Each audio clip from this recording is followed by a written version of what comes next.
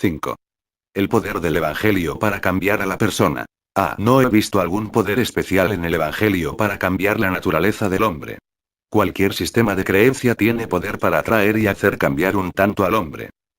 Generalmente, cuando el hombre y la mujer afrontan una crisis, tienen necesidad de buscar apoyo en algo que les ofrezca una esperanza.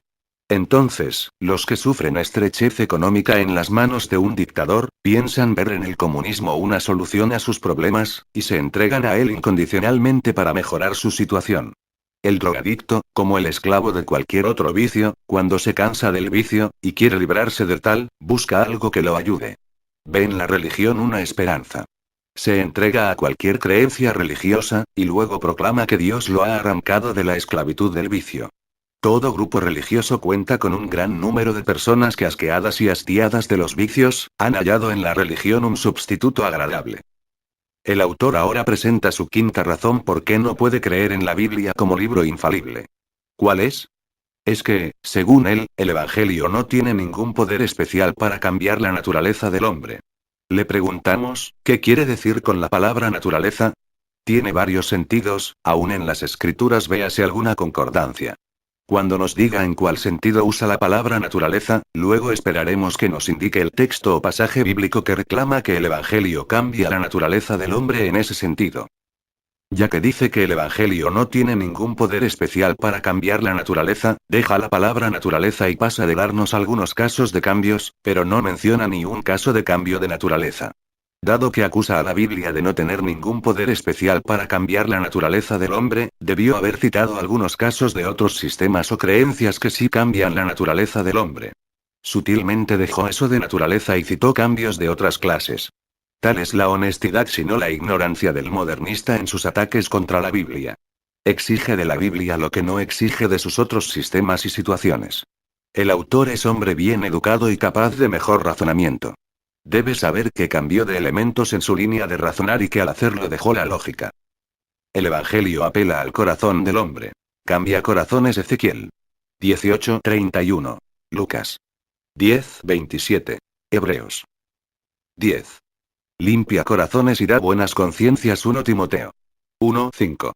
El que obedece al Evangelio lo hace de corazón. Romanos 6:17, y el cambio resultante tiene que ver con el estado espiritual de la persona delante de Dios.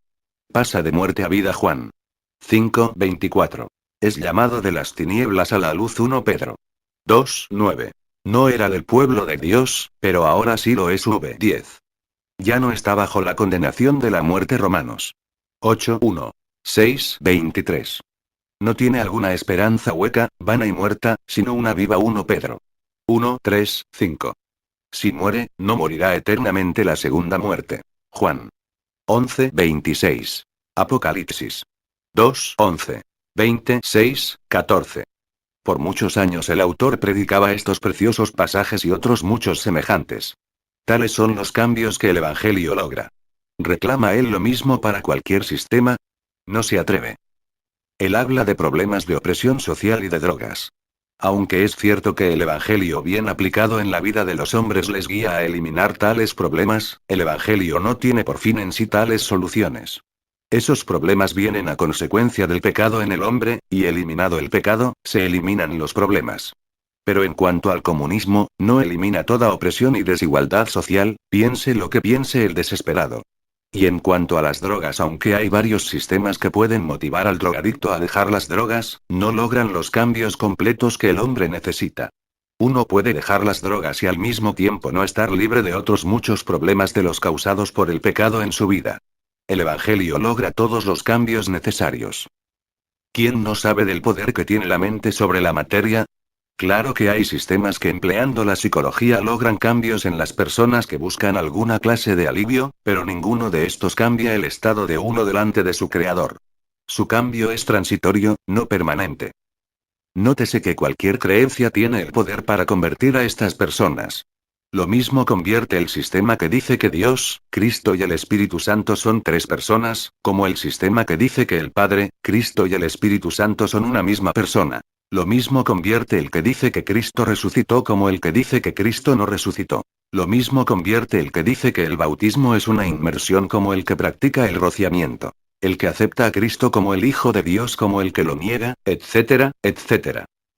El incrédulo, ya que deja la sabiduría divina revelada en la Santa Biblia, no puede ayudarse sino con la pobre sabiduría humana, que en este caso le dice jugar con la palabra convertir. El autor mismo la pone entre comillas, indicando así que la usa en un sentido fuera de lo usual. Le preguntamos en qué consiste su conversión. Especifíquelo. Y también, ¿a qué convierten sus distintos sistemas? Díganos. ¿En qué sentido usa la palabra convertir? Pero, el modernista no contesta preguntas. Nada más las hace. No habla con claridad y exactitud. No lo puede hacer y al mismo tiempo establecer su afirmación. Su éxito depende de la sutileza y de las demás artimañas de la humana sabiduría. La palabra de Dios convierte el alma. Salmos 19:7. Esta conversión es específica. Tiene que ver con oír la palabra de Dios y entender con el corazón, y volver al Señor, y ser sanado del pecado, es decir, tener el perdón de ellos hechos. 3:19 y 2:37-38. Cuando el cristiano cae en el pecado, y es convertido, es salvado del error, y no por el error. Mateo 5:20. La conversión de los gentiles hechos 15:3 no consistió en predicar cualquier sistema, como por ejemplo los mencionados por el autor. Él bien sabe que hay error en el mundo y que no toda doctrina es verdad. Él sabe que no toda reclamación del hombre es digna de confianza o de creencia. Hay muchas cosas que él no cree. No es crédulo. Pero en este párrafo él habla de sistemas contradictorios que convierten de igual manera y con efectos o resultados iguales. Él sabe que está jugando con palabras. Pero, ¿qué más tiene la humana sabiduría, tan pobre como es? Es decir, que la eficacia del sistema para el vicioso, el que afronta problemas o simplemente busca algo nuevo, no consiste o estriba en lo fiel que el sistema sea a los dichos de la Biblia, sino en que le ofrece a la persona un poder, algo nuevo, diferente, algo en que ocuparse y ser útil. Algo que le ayuda a reponer lo perdido. Algo que le ayuda a despojarse a ese complejo de culpa, de que ha sido malo. Algo que le da fe. Sí, así es, y es por eso que hay tanta gente feliz en todo grupo religioso.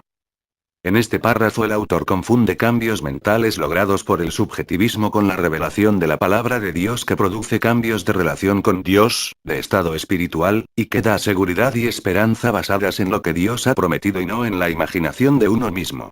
Su gente feliz en todo grupo religioso es semejante a la gaga alegre, que sentía una seguridad, una confianza y una esperanza que no eran reales, diciendo ciertamente ya pasó la amargura de la muerte. 1 Samuel 15:32. Su sentido de certeza no estaba basado en la palabra de Dios, sino solamente en su propia mente. La gente convertida y cambiada del autor va a ver, cuando ya sea tarde, que como en el caso de Agag 33, su destino no va a concordarse con sus ideas y su sentido de satisfacción. Jesús habló de lo mismo en Mateo 7:21-23. El autor muchas veces citaba este texto cuando andaba sabiamente en la fe. Es grande el número de personas que anhelamos su retorno a la fe. Primero tendrá que humillarse delante de su Creador y Dios, y abandonar su amor por la humana sabiduría. Tendrá que dejar sus pensamientos y buscar a Jehová, cuyos pensamientos son más altos que los del hombre y cuya palabra que sale de su boca no vuelve vacía. Isaías 55:6-11. Pero el hombre que rehúsa los pensamientos de Dios y se gloría en los propios suyos, puede llegar a múltiples conclusiones erróneas, aunque fuera tan sabio como Saulo de Tarso. Hechos 9:1. 26:9-11. Él y otros pensaban que rendían servicio a Dios. Juan 16:2, pero por eso era cierto. El autor debe saber que las reclamaciones de hombres no establecen verdades. B. El producto del ambiente. El hombre es el producto de su ambiente. La persona que es simpática por naturaleza, seguirá siendo simpática en la iglesia. En cambio, el que ha sido malhumorado desde niño, seguirá siendo un malhumorado en la iglesia. El que aprendió la honestidad y la sinceridad desde niño, será sincero y honesto en la iglesia. Pero el que fue forjado en la deshonestidad, seguirá siendo deshonesto y mañoso aunque esté en la iglesia. El que es servicial en la iglesia, lo era antes de obedecer al Evangelio. Y el que desde niño ha sido raquítico, seguirá en dicha filosofía aunque se convierta al Evangelio. El que está arraigado en la discriminación racial desde niño, aunque sea cristiano, practicará la discriminación racial. Evidencia. Según el Nuevo Testamento, aún apóstoles de Cristo fueron culpables de esto, como lo fueron los gentiles y los judíos, aun estando en la misma congregación. Hay muchas iglesias de Cristo que no han podido aceptar que los cristianos negros tomen la cena del Señor con ellas. Niños mexicanos y negros no se aceptan en los orfanatorios de las iglesias de Cristo para niños de habla inglesa, blancos. Los predicadores negros y mexicanos, aunque vivan en la misma ciudad, no reciben el salario que recibe el predicador gringo blanco. Etcétera, etcétera. Así que, ¿dónde está el poder reformador del Evangelio? El párrafo anterior es una gran mezcla de falsedad, confusión y contradicción. Además, por medio de su manera de expresarse, el autor deja ver su propia culpabilidad en el asunto de la discriminación y prejuicio racial. Pero no hemos de inculparle demasiado, porque desde la niñez él ha sido así, habiendo sido forjado así como producto del ambiente. Antes escribía el autor acerca de cómo muchos sistemas y creencias cambian y convierten personas, y ahora su argumentación es de que nadie cambia. Tiene que ser según su carácter producido por el ambiente desde su infancia. Luego se contradice, hablando acerca del niño que aprende la honestidad y la sinceridad. ¿Cómo aprender? Si el ambiente determina el carácter de uno, no puede aprender a ser diferente. Pero si puede aprender a ser diferente, no es producto del ambiente. Luego, en la frase siguiente tiene a otro forjado en la deshonestidad. Si uno puede aprender la honestidad, ¿por qué no lo puede otro? Si el niño lo puede aprender, ¿por qué no lo puede el adulto? El modernista siempre procura echar toda la culpa que tiene, a causa de sus pecados y defectos, a otros o a otras cosas. Si alguien es deshonesto o raquítico, no es culpa de él. La culpa es del ambiente. Si alguien tiene prejuicio racial, como el autor, no es culpa de él, pues es producto de su ambiente. No teniendo culpa, no tiene responsabilidad por su carácter. ¡Qué conveniente! Con razón conviene no creer en Dios, no temer a Dios. El autor escribe pura falsedad al afirmar que el obedecer al Evangelio no logra grandes cambios en la persona. No solamente la Biblia, sino también la observación común, afirman lo contrario. La Iglesia de Dios en Corinto contaba con miembros que antes habían sido homosexuales, avaros, ladrones y otras cosas semejantes. Pero fueron cambiados por el Evangelio. 1 Crónicas 6, 9, 11. Apártese de iniquidad todo aquel que invoca el nombre de Cristo. 2 Timoteo 2, 19, no puede. Dice el autor, pues tiene que seguir víctima de su ambiente y según fue forjado desde la niñez. ¿Cómo se explica, pues, que ha habido grandes cambios en los hombres en todas las épocas, como los fue en el caso de Saulo de Tarso? Gálatas 1, 23. Hechos 9, 21. Hay predicadores del Evangelio, como otros cristianos, que antes eran traficantes de drogas y borrachos. ¿Qué hicieron por medio del Evangelio? Hicieron morir lo terrenal en ellos. Colosenses 3, 5, 17, ¡qué grandes cambios! Muchos han dejado de andar como antes andaban. Efesios 4, 17, 19, porque aprendieron a Cristo. 20, 21. Se despojaron del viejo hombre y se vistieron del nuevo y así lograron dejar los vicios atrás. 22, 32. Les basta haber vivido en la lascivia, la concupiscencia y la disipación. 1 Pedro 4, 3 y los cambios en sus vidas han sido tan grandes que ahora parece al mundo incrédulo cosa extraña que no corran con él en el desenfreno de disolución. 4. Pero dice el autor que aún los mismos apóstoles fueron culpables de discriminación racial. Le pedimos que por favor nos cite algún caso de esto en que Dios lo hubiera aprobado. Claro es que la Biblia revela muchas faltas de personas que profesaban seguir a Dios, pero no aprueba ningún mal en nadie en ningún caso, sino que reprende a toda persona culpable. Sus referencias a gringos y a blancos no merecen contestación. El poder para cambiar está en la persona. La persona es la que decide si quiere o no hacer cambios fundamentales en su vida, en su persona. No es cuestión de que el Evangelio misteriosa o divinamente la cambie. Es cuestión de que la persona quiera. Todo depende de la crisis en o deseo de su vida y del vacío que traiga y quiera llenar. En el párrafo anterior el autor afirma que uno es producto de su ambiente, siendo de adulto lo que era en la niñez cosa rara, pues el autor desde la niñez era creyente sincero en Dios y honraba a su Creador en palabra y en hecho. Véase la primera frase de su carta abierta, Pac. 1, pero ahora no sigue siéndolo. No es producto de su ambiente.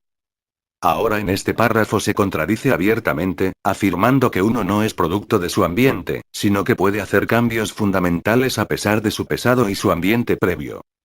No obstante, comenzó esta sección la quinta de su carta abierta, hablando de cambiar la naturaleza del hombre. Dice que el Evangelio no tiene ningún poder especial para cambiar la naturaleza del hombre. Enseguida deja la palabra naturaleza. Ahora habla de cambios fundamentales en su vida, en su persona. ¿Por qué no habla de cambios de naturaleza? Le preguntamos, ¿está afirmando usted que la persona puede cambiar su naturaleza con tal que quiera? En toda esta discusión el autor ignora la verdadera cuestión. La Biblia no afirma que el Evangelio cambie la naturaleza del hombre. Es cierto, y citamos varios textos para probar lo que el Evangelio logra grandes cambios en la conducta del hombre. Seguía Saulo de Tarso persiguiendo a la iglesia después de convertido a Cristo. Gálatas 1:23. El autor tendría que decir que sí, según sus afirmaciones. Pero el verdadero propósito del Evangelio es cambiar el estado del hombre, cosa que no puede hacer ningún sistema humano. El pecador por el Evangelio es cambiado a hombre justo. Es decir, delante de Dios ya es justo porque ha sido perdonado. Ya no se le inculpa de pecado. Romanos 4:7-8. Esto no depende solamente de que la persona lo quiera, según afirma el autor, sino de Dios quien perdona por Jesucristo. Romanos 9:16. Ni aun en los asuntos de los hombres depende el cambio de estado solamente del querer de la persona. Por ejemplo, ¿puede el homicida convicto cambiar su estado, y salir de la prisión, meramente porque así quiera? Claro que no. Puede arrepentirse, puede resolver no volver a matar y en todo sentido ser preso ejemplar, pero sigue siendo un convicto encarcelado a pesar de sus deseos. Su estado no cambia hasta que pague por su delito, por su crimen. De nuevo vemos que el autor representa mal a la Biblia, al decir, no es cuestión de que el Evangelio misteriosa o divinamente la cambie. La Biblia no afirma que cambia la naturaleza del hombre, y mucho menos misteriosamente. Afirma que cambia el estado y la condición del hombre, y que esto resulta del perdón de los pecados que Dios en su misericordia da por el Evangelio. Mas vosotros sois linaje escogido, real sacerdocio, nación santa, pueblo adquirido por Dios, para que anunciéis las virtudes de aquel que os llamó de las tinieblas a su luz admirable. Vosotros que en otro tiempo no erais pueblo, pero que ahora sois pueblo de Dios. Que en otro tiempo no habíais alcanzado misericordia, pero ahora habéis alcanzado misericordia. 1 Pedro 2:9-10. Con solamente querer, el hombre no alcanza la misericordia de Dios. Romanos 9:16. Proverbios 28:13 y Romanos 4:7-8. La persona se reforma cuando cree ver en un sistema algo íntimo, algo importante, algún beneficio para sí. Este principio se aplica igualmente a cualquier sistema, sea político, religioso o filosófico. El atrayente reformador, entonces, no es factor exclusivo del Evangelio. El Evangelio no reclama ser algún atrayente reformador exclusivo. La reforma de la vida viene a consecuencia de la conversión a Cristo, y no es la conversión misma. Después de argumentar el apóstol Pablo sobre el propósito del Evangelio, en los primeros capítulos de Romanos, comienza el capítulo 12 con la frase, así que. Luego describe la consecuencia lógica de la conversión a Cristo, que es la reformación de la vida. La cuestión no es terrenal. Uno solo, o con la ayuda de múltiples sistemas humanos, puede lograr cambios de proceder en su vida personal. Pero no logra cambio de estado con Dios ningún sistema subjetivo. ¿Cómo puede el hombre ser reconciliado con Dios? Esa es la cuestión. La respuesta la hallamos solamente en el Evangelio. De modo que si alguno está en Cristo, nueva criatura es. Las cosas viejas pasaron. He aquí todas son hechas nuevas. Y todo esto proviene de Dios, quien nos reconcilió consigo mismo por Cristo, y nos dio el ministerio de la reconciliación. Que Dios estaba en Cristo reconciliando consigo al mundo, no tomándoles en cuenta a los hombres sus pecados, y nos encargó a nosotros la palabra de la reconciliación. Así que, somos embajadores en nombre de Cristo, como si Dios rogase por medio de nosotros. Os rogamos en nombre de Cristo, reconciliaos con Dios. Al que no conoció pecado, por nosotros lo hizo pecado, para que nosotros fuésemos hechos justicia de Dios en él. 2 Crónicas 5:17-21. El autor pone palabras en la boca de Dios. Si uno quiere saber cuál plan tenía y tiene Dios para el hombre, puede irse a la palabra de Dios y Dios mismo se lo revelará. Quiere que todos los hombres sean salvos y vengan al conocimiento de la verdad. Dios no quiere que ninguno perezca, sino que todos procedan al arrepentimiento. Y el espíritu y la esposa dicen ven. Y el que oye, diga ven. Y el que tiene sed, venga. Y el que quiera, tome del agua de la vida gratuitamente. 1 Timoteo 2:4. 2 Pedro 3:9. Apocalipsis 22:17. Estos y otros muchos pasajes bíblicos hablan explícitamente de la voluntad de Dios para con sus criaturas. Dios no salvó únicamente un pequeño núcleo en el tiempo del diluvio. Salvó a todos los que quisieron ser salvos. Noé les había predicado por largo tiempo 2 Pedro 2:5. Génesis 6:3, pero eran impíos que no quisieron nada del amor salvador de Dios. Si el hombre se pierde, no es culpa de Dios. ¿Cómo quiere el modernista inculpar a Dios para no admitir él nada de culpa en su impiedad? Los que pelean contra el plan de Dios en el Evangelio, el cual es la potencia de Dios para salvación a todo creyente. Romanos 1:16, tienen que sufrir las consecuencias de su propia necedad. El castigo eterno es tan razonable y consecuente como la dicha eterna, ya que el hombre ha sido creado con libre voluntad y que Dios en su gran amor ha hecho posible para todos su salvación eterna. El autor ha hecho hincapié en el punto de haber Dios creado al hombre para su propio placer.